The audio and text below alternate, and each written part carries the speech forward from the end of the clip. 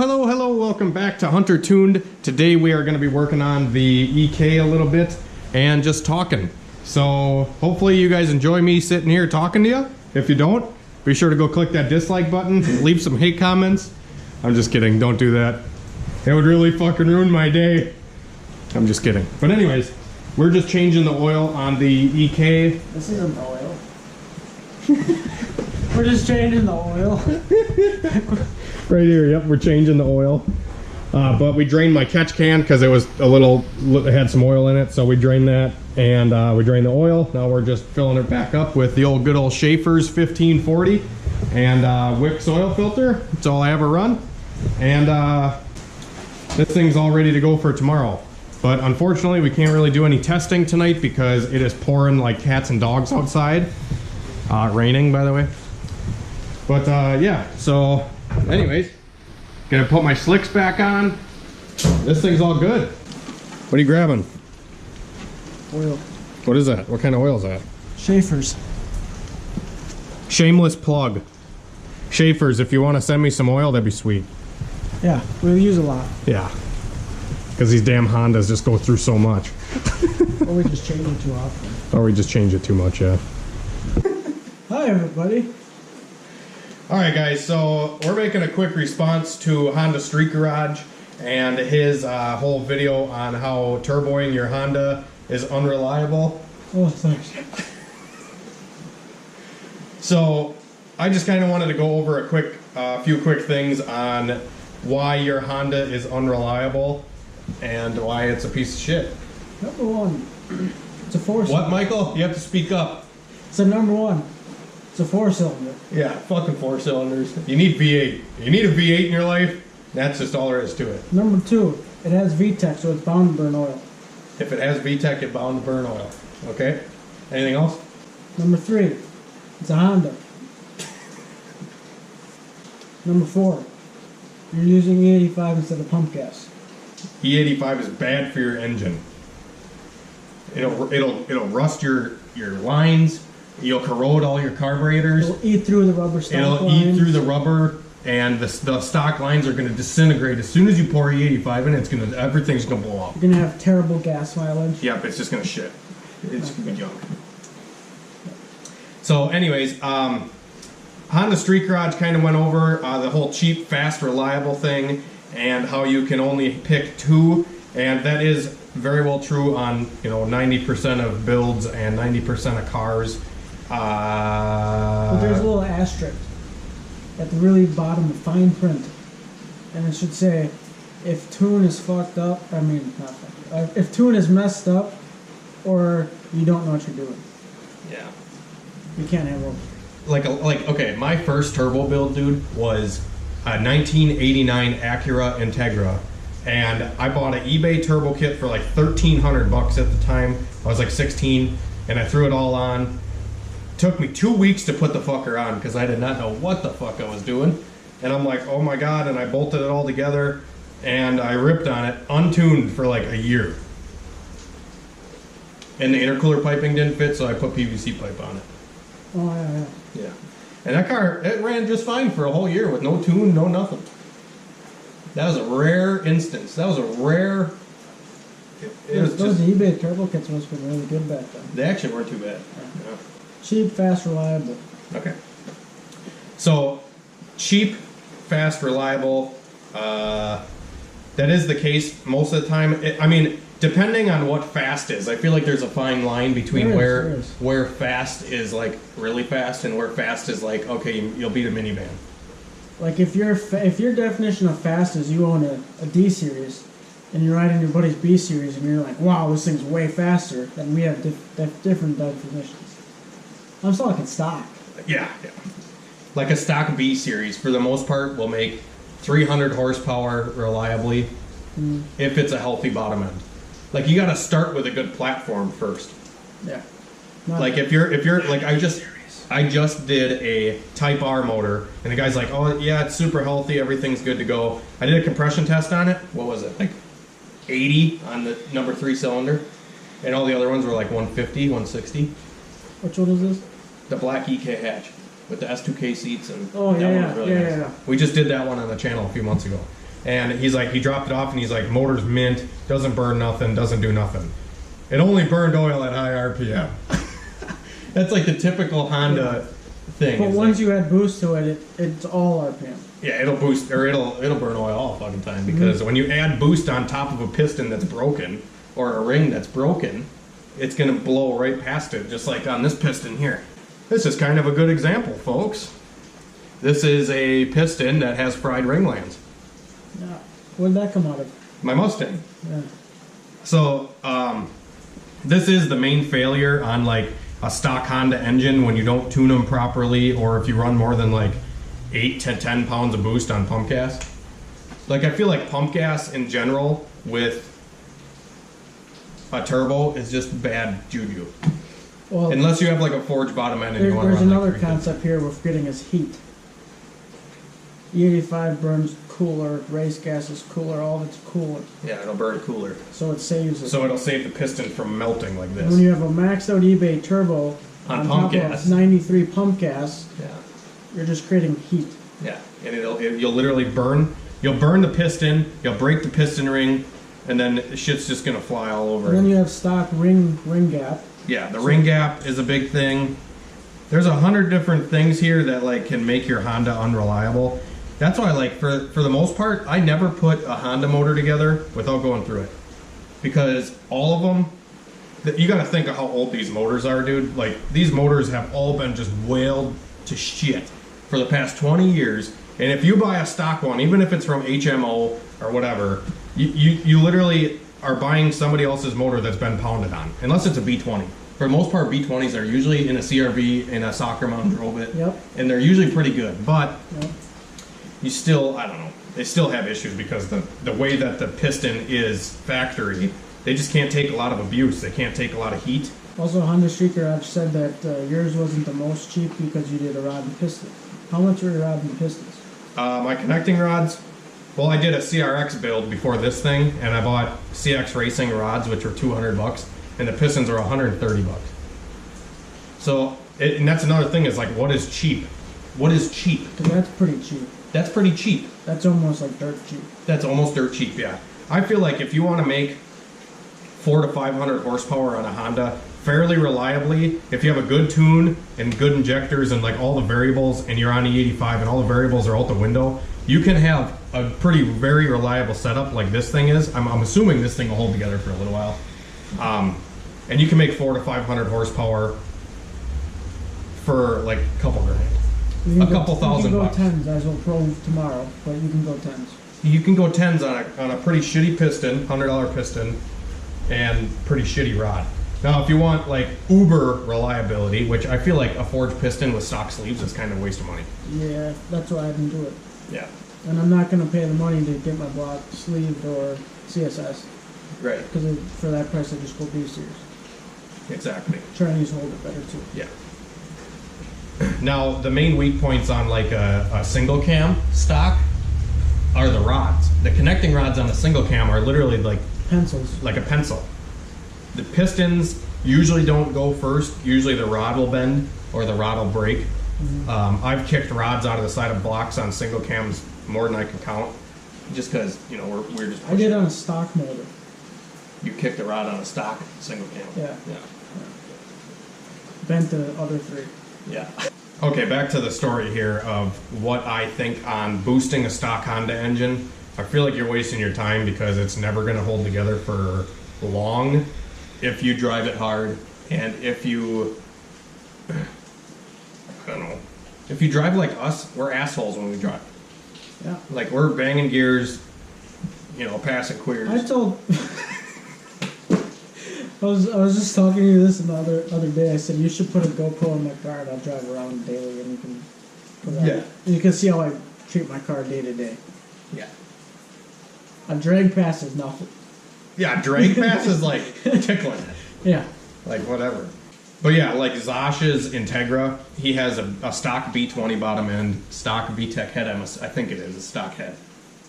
I don't. Is it VTEC? Yeah. It is B20 VTEC. Yeah. And it's a stock bottom end, which he threw, I think, like 330, 350 horsepower at it. Mm-hmm. And stock bottom end. And they hold it, obviously it holds it, but he started having issues, and he messaged me and he was talking to me and he's like, hey man, I got blow by, you know, where like the end of the valve cover will start smoking quite a bit, or if you have an oil catch can, it's going to overfill in like a day.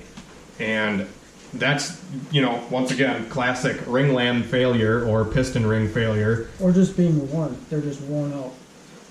So Most of the time, if it fail. smokes a shitload, it's broken. The piston or the ring is going to be broken or melted like this. A lot of guys say like, oh, your rings are worn. I feel like that's never the case. They're always usually either broken or completely fucking toasted. Like the piston's just melted. This thing's fucked. Now, we are talking about Hondas here and how you can go fast on a budget with a Honda. And like I said, if you, it depends on your goal. If you want like a 250 horsepower car, go with the stock like LS B series. My old setup. Yeah, or a Viterra build D series. 283 for 3 years on a T25 at 20 pounds of boost. Yeah, literally just wailing on it, dude. All the time. Oh yeah. Constant 20 pounds of And boost. that was a YA crank too. YA crank, total shit, junk. Yeah. Built. It was built still, but Right. That's just my opinion, is I don't usually ever put a Honda motor together in a car. Like, I've bought stock, like, I bought a stock B16 long block one time for like $600, and I put it in the car and it had a rod knock.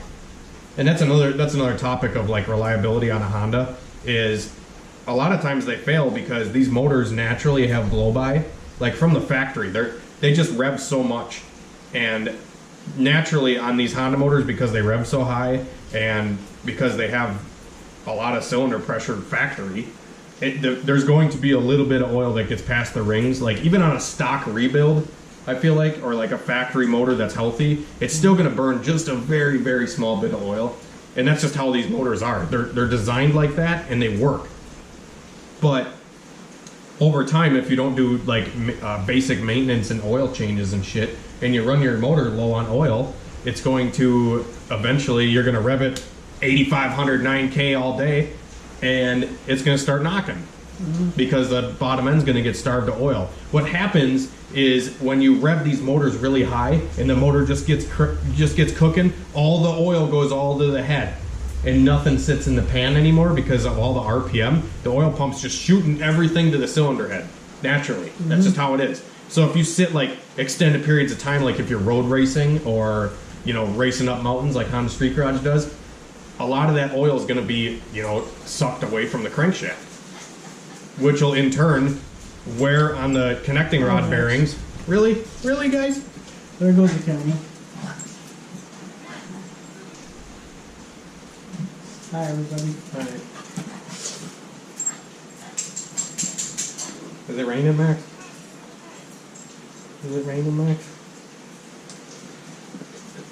So anyways, that's another common failure on these motors, is guys that literally just run them low on oil and then they go wail on it with nothing on the dipstick, and then the next day it starts making a little ticking noise, and then you put gear lube in the fucking thing to try to make the tick go away, and it doesn't go away, and then it just starts knocking like a son of a bitch, and you wear the bearing right out of it, and then the crank gets all scored up, and you're fucked. The whole bottom end's junk. Yeah. You need a new crank, new rod, etc. Or get it resized. No, you don't resize a Honda crank. No, rod. You can resize the rod, but the Yeah. crank, No, you once you spin the crank, It's throw in the done. garbage. Yeah, because it's got a coating. It's got a coating on it from the factory, so that's just a no-go. We just fixed the bottom end on some car. I forgot whose. Oh, Brandon's? Oh yeah, Mike, yeah. Yeah, Michael's car started knocking because he ran it out of oil. Or, The oil got very thin. yeah, that's another thing that It's you have possible to... head gasket failure.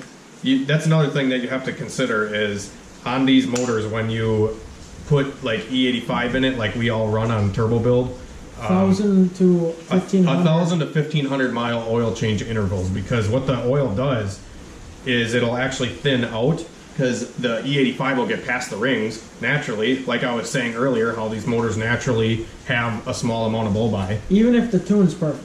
Even if the tune's perfect, Doesn't- you're still gonna get E85 or gas in the oil, which is going to thin it out. and then the thin oil doesn't lubricate as well as, a fresh oil and whatever. So that's another reason why we run 1540 or 2050 weight engine oil.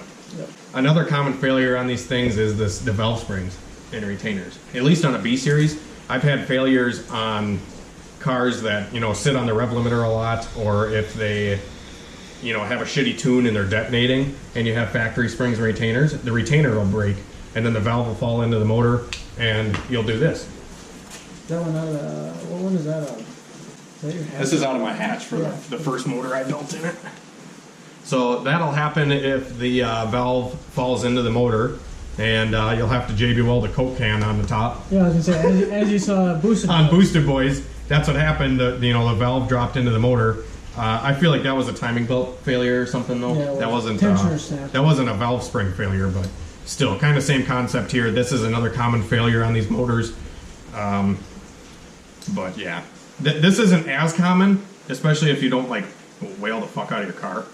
But I don't know. Another thing too is like if you want to build like a Honda for 400 to 500 horsepower, you should immediately set aside an extra $1,000 to go buy a stock Honda Civic. Yeah, have 2 cars. Have it daily, yeah. Because if you want to make this kind of power and like drive it daily, like I hate how guys like, oh, I daily drive my car. I built my car to daily drive it. If you really want to daily drive your 450, I could daily this thing, and Michael does daily his fucking car. Like you really do daily your car. Yeah, as long as it's not raining out or gonna rain or bad weather. Yeah, because he's got an up pipe out of the hood. Otherwise, I drive it. Yeah. And if I don't start the day with it, I'm good at my lunch break, and I'll drive it the rest of the day. Yeah. But I feel like a lot of these guys think like, oh yeah, I just want to drive it. I don't know. I don't know. That's where you get into it's not cheap, because when you have a stage 5 clutch and you're driving around the town, it's not going to last as long as a normal clutch would. We'll just say a clutch lasts very long if you never drive the car. A clutch will last a long time if you don't drive the car. A motor will last a long time if you never drive the car. Realistically, my goal with this car is for it to last for the rest of the season. That's my goal. If this car lasts till September or November of racing every weekend, that will be an accomplishment to me. If my car doesn't blow more than 2 trannies, that'll be a compliment to me. Yeah. Just kidding. We're off to a good start, though. We are up to a good start. 9 passes, and I haven't broke anything yet. Yeah, that's pretty good. I did 12 passes all last year. You did? You made that many passes? Yeah. In 2 track days.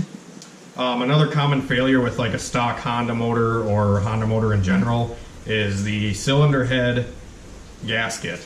So like head gaskets on these things, if the tune-up is wrong, like if you got a tune in it with too much ignition timing, if you have too much ignition timing in the tune, whether you have E85 or not, you're going to spit a head gasket out of it, and you're going to overfill the overflow, and you're just going to have a bad time. So everybody gives me shit, and they say, Hunter, you don't run enough ignition timing in your Honda. Well, the thing is, with Hondas, like, for the most part, if you have E85 and like a small turbo, you can pull 1 degree of timing per pound of boost, up to 20 pounds of boost, for the most part. But if you pulled 1.25 degrees or 1.5 degrees per pound of boost, it's not going to lose that much power. It's really not. Like, these things don't respond that well to, like, say if you threw 5 degrees of ignition into the tune, it's not going to pick up as much as, like, say, my Mustang. Well, when we were at the track, you called our tuner friend, and you're like, hey, I already have this much timing in Michael's single cam. Yeah. What do you do? And he literally told you, like, maybe to 1 degree or 2. Yeah. Maybe. Yeah, and honestly, at the end of the day, it's not safe to add a bunch of ignition into the tune. Because, like I said, too much ignition in the tune will blow head gasket. Like I said, for the most part, on like a 10-to-1 motor or like a stock compression ratio engine, you can run 1 degree per pound of boost up to 20 pounds of boost or whatever. The moment you put drag slicks on your car with stock axles, expect to break one. You gotta know how to drive, dude. I'm gonna try to go all year without breaking one. The axle? Yeah. That'll be another accomplishment. Watch, I'll break one tomorrow. What if you turn up the boost? So? And you break it. All right, you heard it here. Hunter's not breaking an axle this year. If he does, he owes me $50. Should I get it? No. Nope, I'm not that confident. Oh. I'll try not to. So yeah, I don't know. Hopefully some of this stuff answered some questions for you guys and you get a better understanding of what fails on your Honda when you turbo it. Like I said, piston rings are like the main thing. Pistons and piston rings are like the main cause of failure. I actually just got off the phone with a guy like 2 days ago that I put a turbo on his stock B20 bottom end, and we were running 18 pounds of boost, and he ran like a 12.0 at like 123 miles an hour with that car, which is pretty quick. That's pretty fast. He was on like a basic slick like you got. That's what you want. Yeah, that's almost where I went. And he was on pump gas, stock bottom end. And I told him, I'm like, this is asking for a disaster, dude. You better put it on E85. And he's like, nah, I want pump gas. I want daily drive it. I want daily drive it on pump gas. All right, dude. If right or in. Still rips. It just burns oil. No, if you want to spend like $5 and go 9 seconds in the quarter mile, don't build a It Honda. won't happen. Don't build a Honda. Build an LS. Yeah, it won't happen with the Honda. It won't happen with a Honda. If you want to go like 10s for like $2,000, you might be able to do it with a Honda. I don't know, not reliably. That's the thing. You guys got to let me know you like could do what's one cheap. pass for $2,000, probably, maybe. Yeah, one pass. I mean, a Hail Mary pass and then shut it off. I feel like if you're gonna build it all and you know how to tune, like if you're a hunter, you could build one for $3,000 and go 10s. And go 10s, yeah. But if you're I would say experienced, $4,500 for myself, maybe, yeah. because I'd have to factor in the price to get it tuned. Something's gonna fuck up the first time you get it tuned, so you got to factor in what you got to fix. Yeah. You know, like Like there's always going to be more than what you expect. Like when you build your car, it's always going to have more problems than you expect, I guess. I don't know. Like when I bought my white car. You drove the fuck out of that thing before it broke. That engine was overbuilt besides the YA crank. Yeah. This is everything. I haven't touched anything in the motor besides swapping the Y8 crank to a Z6 and bearings. Yeah. That's all I've touched. I reused rings and everything. Yeah. And it's good. And now I'm at around 400 on Yeah. the same motor that I was making 283 for 3 years. Yeah. Now I need a cam. Now you need a cam to make more horsepower to brake it again. Right. And that's just part of drag racing, guys. Honestly, if you guys want to get into drag racing and you want to be a part of like this kind of experience, you better be prepared to work on your car or have a lot of money to fix it and pay somebody like myself to work on it for you. Because I'm not a charity worker. Right, Michael? I'm just kidding. I help Michael out. But you know what I mean. I help you out You know. in terms of lending time Yeah. and dumb opinions and laughs. Yeah. Ways not to go down the drag strip. I tell you. No, me. Put them in the videos. That's how you don't go down the drag strip.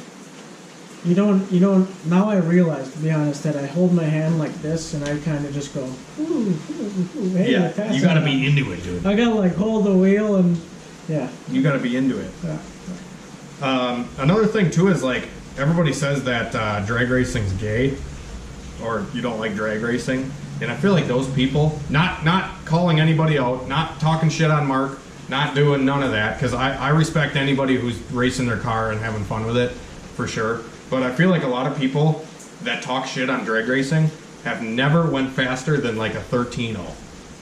Take a ride in the Mustang. Take a ride in the Mustang can down the tell drag me strip. That doesn't scare the shit out of you. Yeah. Because it scares the shit out of me. Yeah. Yeah. And then I go, and then 2 seconds after I go, oh, let's do another one. Yeah. And you get, oh, and then you're like, I'm good. Okay, do another one. Right. Yeah. But I do feel that like people like so we have a friend here in town that I like cornering. Cornering is so fun. I love cornering, which cornering's fun. I like that. I like racing. I like going in the corner at like 30 and then they come out and you hit full boost and squeal tires away. That's real fun. Yeah, that's fun. That's fun. Going 60 through a roundabout in a Honda Civic, that's pretty fun. Yeah. It's really scary, but it's pretty fun. Yeah. like I said, I just feel like people think that drag racing, the adrenaline rush is like pulling up to the light, and like that's the adrenaline rush. If you, like I said, I'm not talking shit on anybody, but if you think that's the adrenaline rush of drag racing, you're not going fast enough. Yeah, the first time I got there, the adrenaline rush for me was don't fuck up the burnout. Yeah. My hands were sweating. I had a rag. I was wiping my hands off so I could still grab the shifter. And then I got up there and I did burnout. Oh, I'm like, oh, okay. And the moment you launch your car and you realize all that matters is what's in front of you and what you're doing with your hands, no, you have no other thought. Yeah. And you're just, oh, that's done already. And you get your time slip, especially the first time you go racing, you go, oh, that was pretty slow. And you thought you were going really fast. Yeah.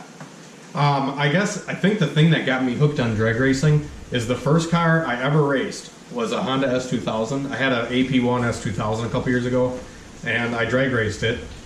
My first pass ever down the drag strip, I went 14-0. Guess what my best pass in that car ever was? 14-0. 14-0. So I feel like I was just natural born drag racer. I don't know. But like I said, if you guys don't like drag racing, you should borrow a buddy's car that's faster than yours and race it. Like I said, I feel like a lot of people get discouraged with drag racing because they're not going 12s or they're not going 11s, and it just discourages them from, you know, continuing to excel in drag racing. And I feel like it's easy. That's kind of where the cheap part of the whole thing comes into it, though. Yeah. If you're building a car to drag race, It's going to be the expensive. moment you go drag racing and you go 14-0 for a whole season, you're coming back the next season with goals of 12 or 13. You got to be faster. And then If the you're next not trying to season, you're getting improve, faster. if you're not trying to improve when you're drag racing, there's no point in drag racing, because that's like the whole experience. Like, I don't care about like racing other people. I really don't. I feel like I just like racing myself and trying to better myself and better my car, because at the end of the day, when my car works, I could sit here for a week straight and I could turn this chair around, crack open a beer, and just look at it. And that feeling is like no other. And if you guys don't know what I'm talking about, you got to experience it for yourself. And you got to, you know, you got to do this. I don't know. You just got to get out there and fuck with shit. And Also, break if your it. car breaks, don't be like, oh, my car broke, now I gotta work on it. Like, that's like, okay, let's go work on it. Yeah. But that's what how I am. My car blew up literally on campus. We live by a university. People were walking by, looking at me on the side of the road. Call my buddy, I'm like, yeah, my car's broke. He's like, oh, okay, I want to tow it to my house. I said, sure. It says you can use the garage. This is Brandon, by the way. Yeah. So I used this garage for a while. And, like, everyone just came over, hung out, worked on the car. I was just fun. That's like another part of the experience. It's like being able to work on shit and learn, and I don't know. Like, if you get into tuning, dude, tuning is like a whole nother aspect of like the drag racing game. I don't want to because I know how I'm going to do it. You're never gonna sleep. Correct. We'll be driving home. Shit, this spot's okay. I gotta fix that spot. No, I gotta fix that spot. Hunter hates me for it. Yeah. I just feel like guys that. I don't know. Nitpick tunes. No, not that. I was thinking of something totally else. While you're talking shit. I No, just, not gonna lie though. The first full video I watched by On the Street Garage was the one yesterday. oh really? Yeah. He's got some good videos. Yeah, it's a pretty cool guy. There's also people that Like if you guys haven't watched A21 Bravo on YouTube, go check out A21 Bravo, because he is the definition of a fucking drag racer, in my opinion. He has had this truck for a year or so, and he put a motor in it, it blew up, so he put another motor in it, and it blew up, and then he put another tranny in it, and it blew up, and so he put another tranny in it and rebuilt it, and the whole tranny broke, and then the drive shaft broke, and he almost took out the whole truck, and he's rebuilding it again now. right. Like, that's part of the game. Race, break, repeat. Race, break, repeat. Or what is it? No, it's fix, race, break. Race it, repeat. fix it, break it, or something. Yeah. Race it, break it, fix it. Yeah. Yeah. So, I don't know. Obviously, with more experience, less stuff's gonna break. Like, I feel like I've had, no shit, 75 different Hondas. I literally have built, I've built and tuned a couple hundred cars, and my personal cars I've had over 75, and I've literally had everything from stock single cams to stock B series to built to the fucking hill B series, like 800 plus horsepower B series. 830 to be exact. Dyno. Yeah. Dyno 830. I've had everything in between, and